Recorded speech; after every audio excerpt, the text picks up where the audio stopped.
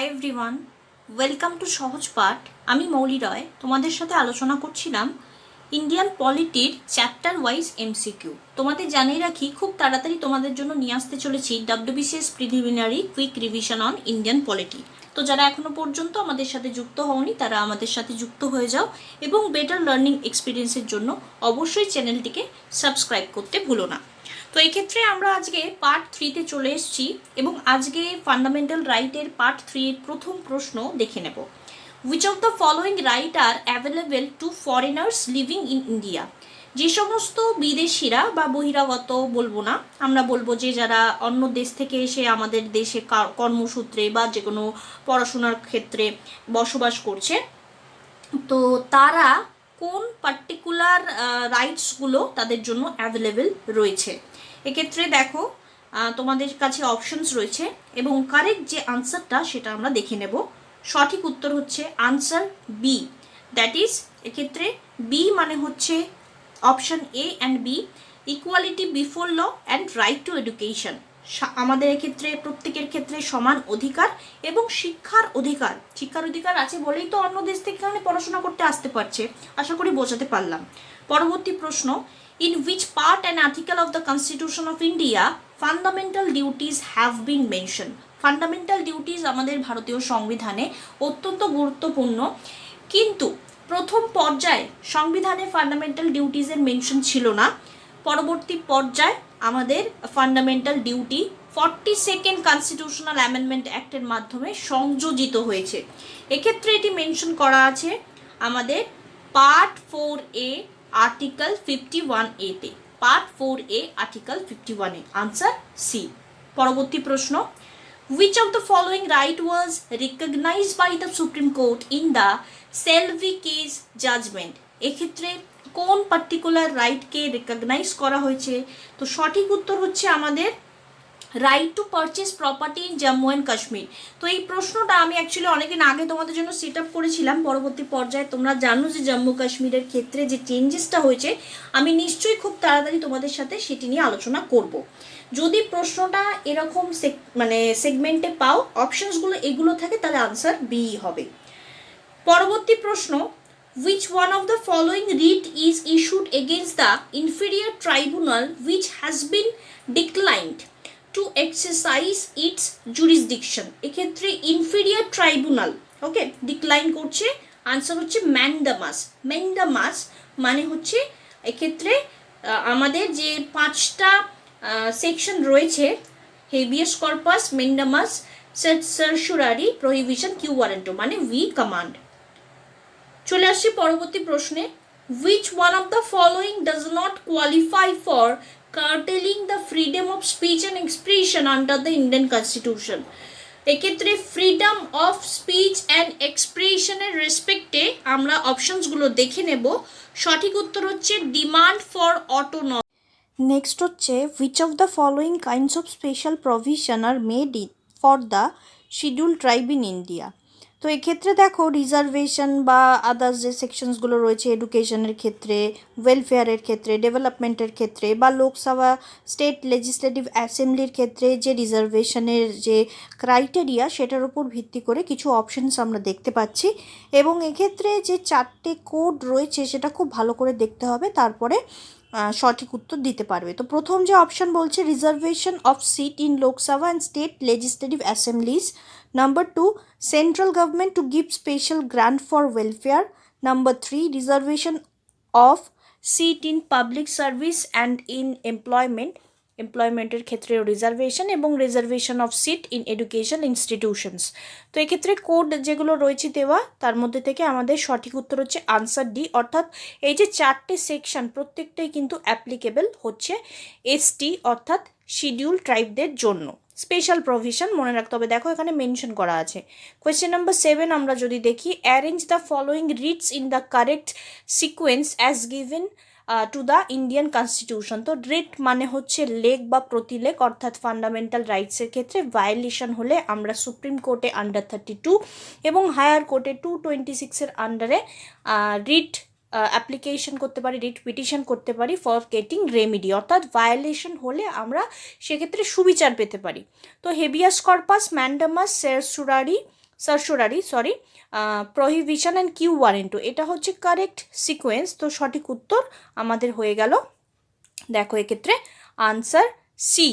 ওকে, তো এখানে দেখে নিতে পারো তোমরা যে অপশানসগুলো দেওয়া রয়েছে এভাবে ক্রোনোলজি মেনটেন করে আমাদের আনসার দিতে হবে। নেক্সট হচ্ছে in which of the following cases the supreme court of India held that both fundamental rights and directive principle of state policy are equally important and one can not be sacrifice for the other. তো আমরা জানি যে fundamental rights এবং directive principle of state policy দুটোই কিন্তু প্রচণ্ড পরিমাণে important, but ক্রিটিক্সরা এবং কিছু জিউরিস্টদের মত অনুযায়ী কোনো কোনো ক্ষেত্রে ফান্ডামেন্টাল রাইটকে অত্যন্ত গুরুত্বপূর্ণ একটা জায়গা দেওয়া হয়েছে, কোনো কোনো ক্ষেত্রে ডিপিএসপিকে বলা হয়েছে অত্যন্ত জরুরি। কিন্তু তোমরা নিজেরা নিশ্চয়ই জানো যে ফান্ডামেন্টাল রাইটস হচ্ছে কিছু কমন রাইটস, প্রিভিলেজ, ফেসিলিটি যেগুলো আমরা পাচ্ছি ভারতীয় নাগরিক হওয়ার সুবিধার্থে, বা নাগরিকদের যদি এক্ষেত্রে সুযোগ সুবিধা দেওয়া হয়, নাগরিকদের যদি প্রসপারিটি হয় তাহলে দেশের উন্নতি হবে।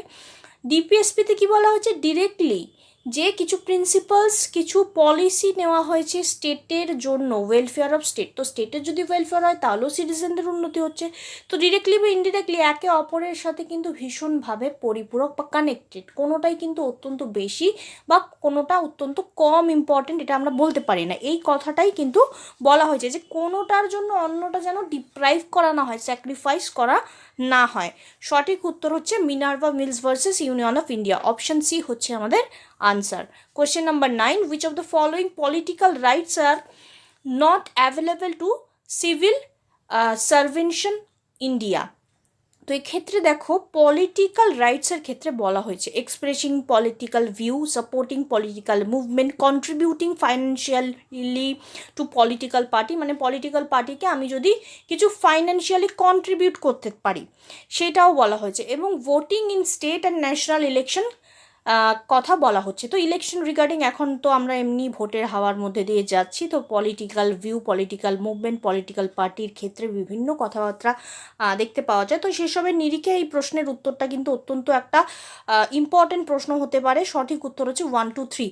তো ফাইন্যান্সিয়ালি পলিটিক্যাল পার্টিকে কিন্তু কন্ট্রিবিউট করা যেতে পারে এবং এখন কিন্তু এটা হচ্ছে, বাট একটা যতদূর সম্ভব আমি মানে যেটা ইনফরমেশন পেয়েছি যে তোমার নাম কিন্তু সেক্ষেত্রে ডিরেক্টলি জানানো হবে না যে কে দিচ্ছে, মানে কোন পলিটিক্যাল পার্টিকে ফাইন্যান্সিয়ালি সাপোর্ট করছে বা কন্ট্রিবিউট করছে। কোয়েশ্চেন নাম্বার 10 আমরা চলে যাচ্ছি, which of the following has been provided by the Indian constitution. তো এখানে চারটে অপশনস, কোনটি কনস্টিটিউশনে প্রোভাইড করা হয়েছে? অপশন বি এক্ষেত্রে in private religious institution presence is not compulsory religious education। তো এক্ষেত্রে দেখো রিলিজিয়াস এডুকেশন, যে প্রত্যেকটি ধর্মের নিজস্ব মানে প্রত্যেকটি ধর্ম প্রতিষ্ঠান বা আমরা জানি ধর্মের নিরিখে এডুকেশন ইনস্টিটিউশনও প্রোভাইড করা হয়। তো বলছে private religious institution presence is not compulsory in religious education. তো রিলিজিয়াস এডুকেশনের ক্ষেত্রে কম্পালসারি কিন্তু নয়। নেক্সট হচ্ছে question number 11, which of the following amendment to the constitution has made right to education as a fundamental right? So very very important এক্ষেত্রে fundamental রাইটের রেসপেক্টে। তো দেখো এখানে না কোশ্চেনের অপশানটা আমার একটু গন্ডগোল হয়ে গেছে, ভেরি সরি। তো এক্ষেত্রে আমাদের আনসার হবে 86 কনস্টিটিউশনাল অ্যামেন্ডমেন্ট অ্যাক্ট। এখানে 86-এর বদলে 96 চলে এসছে, তোমরা একটুখানি কারেক্ট করে নিউ আনসার সি হচ্ছে আমাদের answer. Right to privacy as a fundamental right, right to প্রাইভেসিকে ফান্ডামেন্টাল রাইটের জায়গা বা স্পেসিফিক্যালি দরজা দেওয়া হয়েছে right to life and personal liberty article 21-এর আন্ডারে, এবং এটা কিন্তু সুপ্রিম কোর্টের দ্বারা ইমপ্লিমেন্ট করা হয়েছে, অ্যামেন্ডমেন্টের থ্রু হয়নি। নেক্সট হচ্ছে right to information act 2005 makes a provision of. তো রাইট টু ইনফরমেশন অ্যাক্ট অর্থাৎ তথ্য জানার অধিকার, এটা আমাদের প্রত্যেকেরই আমরা জানতে অবশ্যই এটা আমাদের অধিকার, এবং এক্ষেত্রে আনসার এ হচ্ছে আমাদের যে কোনো টাইপের ইনফরমেশন আমরা যদি গভর্নমেন্টে বা গভর্নমেন্ট অফিস বা কোনো আধিকারিকের থেকে জানতে চাই একটা নির্দিষ্ট সময় নিরিখে, তাকে কিন্তু অবশ্যই ইনফরমেশনটা সঠিকভাবে দিতে হবে। তিনি যদি ডিনাই করেন বা কোনোভাবে কর্তব্যে গাফিলতি করেন তাহলে কিন্তু সেটা শাস্তি যোগ্যতার পেনাল্টি হবে। Question number 14, which of the following right was considered as heart and soul of the constitution by Dr. B.R. Ambedkar? B.R. Ambedkar ji heart and soul of the constitution বলেছেন right to get constitutional remedies অর্থাৎ article 32K। Next হচ্ছে the fundamental duties of a citizen include. তোমরা জানো যে fundamental duties প্রথম পর্যায়ে আমাদের সংবিধানে ছিল না, পরবর্তী পর্যায়ে 46 কনস্টিটিউশনাল অ্যামেন্ডমেন্ট অ্যাক্টের মাধ্যমে ফান্ডামেন্টাল ডিউটিসকে ইমপ্লিমেন্ট করা হয়েছে নতুন পার্ট 4A এবং আর্টিকেল হচ্ছে 51 এর আন্ডারে 10টি ফান্ডামেন্টাল ডিউটিস অ্যাড করা হয়েছে। পরবর্তী ক্ষেত্রে 11th fundamental duty that is right to education 86 অ্যামেন্ডমেন্টে অ্যাড করা হয়েছে, যেটা কিনা আমার অপশানসে একটা গন্ডগোল হয়ে গেছে, তোমরা একটু কারেক্ট করে নিও। তো এক্ষেত্রে দেখো, respect for the constitution, the national flag, the national anthem, to develop the scientific temper, respect the government, to protect wild life. তো সঠিক উত্তর আমাদের এক্ষেত্রে সঠিক উত্তর আমরা একটুখানি দেখে নিচ্ছি। তো এক্ষেত্রে আনসার হচ্ছে 1, 2 and 4। 1, 2 and 4 হচ্ছে আমাদের আনসার। কারণ দেখো, রেসপেক্ট দ্য গভর্নমেন্ট এটা আমাদের নিজস্ব, মানে এটা ফান্ডামেন্টাল ডিউটির আন্ডারে নয়, ঠিক আছে, যে আমাদেরকে অবশ্যই কর্তব্য, এটা নিজস্ব মানে বুদ্ধি বিচারের নিরিখে আমি কীভাবে কী ধরনের চিন্তাভাবনায় বিলং করছি সেটার উপর নির্ভরশীল, ঠিক আছে। Question number 16, the right to important and impart the receive and information the guaranteed in the constitution by article. তো impart and receive information, receive ইনফরমেশনকে রিসিভ করতে পারি আমাদের, এটা 19-এর 1A-তে সাবসেকশন 1 এবং সাবক্লজ A-তে আমাদের 19 এদিকে ফ্রিডমের কথা বলছে। 6টা ফ্রিডম আমরা জানি যে আমাদের স্বাধীনতার অধিকার, সাম্যের অধিকারের মতো বিভিন্ন যে অধিকারগুলো রয়েছে ফান্ডামেন্টাল রাইটসের 6টা ক্যাটাগরি, তার মধ্যে 19 থেকে 22 হচ্ছে আমাদের এক্ষেত্রে ফ্রিডমের কথা বলে, অর্থাৎ স্বাধীনতা রিগার্ডিং যে কাজকর্মগুলো। নেক্সট হচ্ছে, which of the following article of the constitution of India safeguard the rights to minorities to establish and run the educational institution of their own liking. তো নিজের ইচ্ছাতে, নিজের পছন্দ মতো আমি যেমন ধর্মকে পারসিউ করতে পারি, ধর্মের যে মানে রুচি বা ধর্মের যে রীতিনীতি সেটাকে যেমন আমি কন্টিনিউ করতে পারি, সেরকম আমার এডুকেশনাল যে ভিউটা ইনস্টিটিউশনাল রেসপেক্টে সেটাও কিন্তু আমার অধিকারের মধ্যে পড়ছে ফান্ডামেন্টাল রাইটের ক্ষেত্রে। আর্টিকেল 31 এটাকে এনশিওর করে, অপশন এক্ষেত্রে হয়ে গেল, সরি 30তে এটা ইনক্লুড করে আর্টিকেল।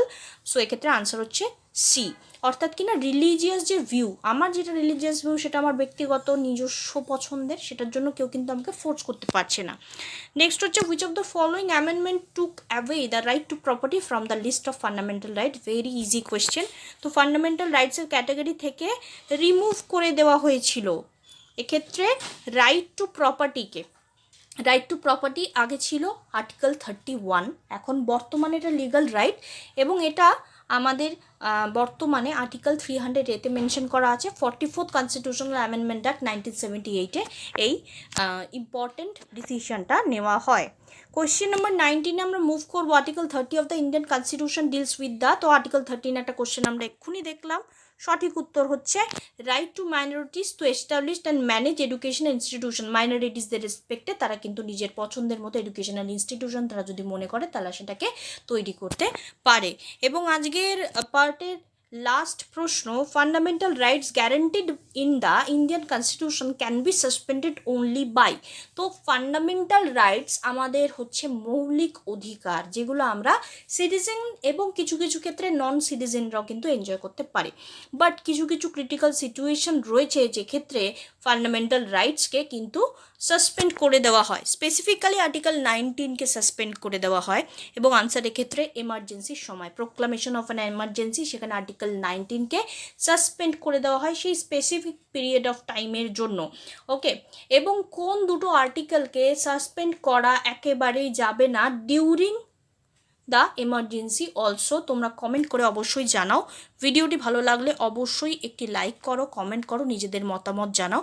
খুব তাড়াতাড়ি তোমাদের সাথে পরবর্তী সেকশনে আলোচনায় আসছি। Till then take care.